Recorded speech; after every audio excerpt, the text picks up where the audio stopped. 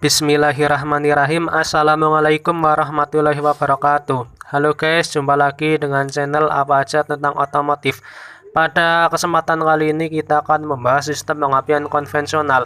Sistem pengapian konvensional itu hanya ada pada kendaraan-kendaraan bermesin bensin zaman dulu. Sistem pengapian konvensional itu terdiri dari 5 komponen wajib.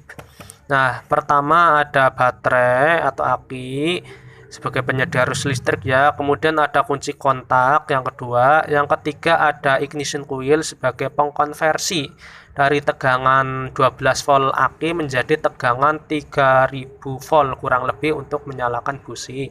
Kemudian yang keempat ada platina plus camnya, dan yang terakhir ada busi. Cara kerja dari sistem pengapian konvensional ini ada 2 tahap. Pertama pada saat platina menutup, yang kedua pada saat platina membuka. Cara kerjanya seperti apa? Ayo kita pelajari bersama cara kerja dasarnya.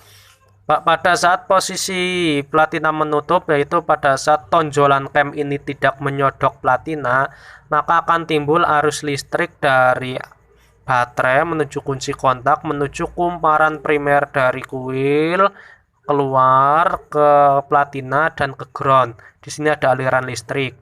Nah, kemudian di sini di kumparan primer akan timbul sebuah medan magnet. Dalam fisika, jika sebuah penghantar dialiri arus listrik, maka sekitar penghantar tersebut akan timbul medan magnet. Nah, dari teori tersebut, ini sebagai dasar dari cara kerja kuil. Di sini kan tadi ada aliran listrik ya di kumparan primer, di sini timbul medan magnet. Nah, di sini timbul medan magnet, tetapi di kumparan sekunder ini belum terjadi apa-apa. Nah, kemudian pada saat platina membuka atau saat tonjolan pada cam ini menyodok platina, maka platina akan membuka. Saat platina membuka, aliran listrik yang tadinya dari baterai menuju kunci kontak menuju kumparan primer kuil akan terputus, sehingga di sini tidak ada aliran arus listrik. Aliran listrik di kumparan primer ini terputus. Nah, kemudian karena kumparan primer terputus, medan magnetnya seketika menghilang. Dan medan magnet itu kemudian bergerak ke kumparan sekunder. Kuil itu didesain khusus sehingga saat medan magnet hilang, saat arus listrik hilang, maka medan magnet itu akan hilang, tetapi hilangnya mengarah ke dalam atau ke kumparan sekunder. Nah, kumparan sekunder ini terdiri dari 2 terminal, yaitu pertama terminal positif yang berhubungan dengan terminal positif ini ke kumparan primer ini ke aki, yang kemudian yang kedua ada terminal negatif yang berhubungan dengan busi. Pada saat cam buka, hilang di sini medan magnetnya, dan medan magnet mengarah ke kumparan sekunder. Di kumparan sekunder ini akan timbul sebuah tegangan listrik. Nah, karena dalam teori fisika lagi, pada saat medan magnet bergerak di sekitar penghantar, maka penghantar tersebut akan mengalirkan arus listrik. Itu teori fisika.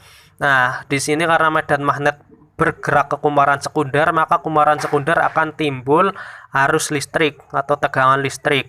Nah, karena ujung dari kumparan sekunder ini berhubungan dengan positif, maka ujungnya lagi ini negatif akan berusaha mencari ground supaya ada beda potensial. Nah, di sini ketemunya adalah elektroda busi. Ini kabel tegangan tinggi dari terminal negatif kuil, terminal negatif kumparan sekunder kuil maksudnya, menuju ke busi, ke ini elektroda. Nah, dari elektroda ini maka arus listrik tersebut mau tidak mau harus meloncat ke ground. Nah, arus listrik ini meloncat dari elektroda ke sekitar ini ground busi ini. Nah, sehingga terjadi percikan bunga api karena arus listrik tersebut meloncat, dan percikan bunga api tersebut digunakan untuk memicu terjadinya ledakan pada ruang bakar. Nah, seperti ini gambarannya. Ini adalah elektrodanya yang tengah ini ujung. Bentar, pakai pulpen ya. Aduh, nggak jelas.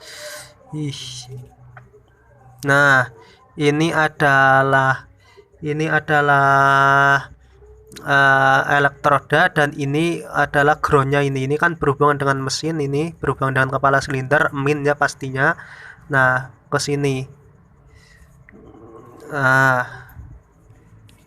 Maka bunga api tadi, mohon maaf, listrik tadi akan meloncat dari elektroda ke area ground. Karena listrik meloncat, terjadi percikan bunga api. Percikan bunga api itu akan memicu terjadinya pembakaran pada ruang bakar.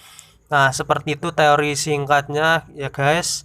Semoga ilmunya bisa bermanfaat. Sampai jumpa lagi di video berikutnya. Terima kasih. Wassalamualaikum warahmatullahi wabarakatuh.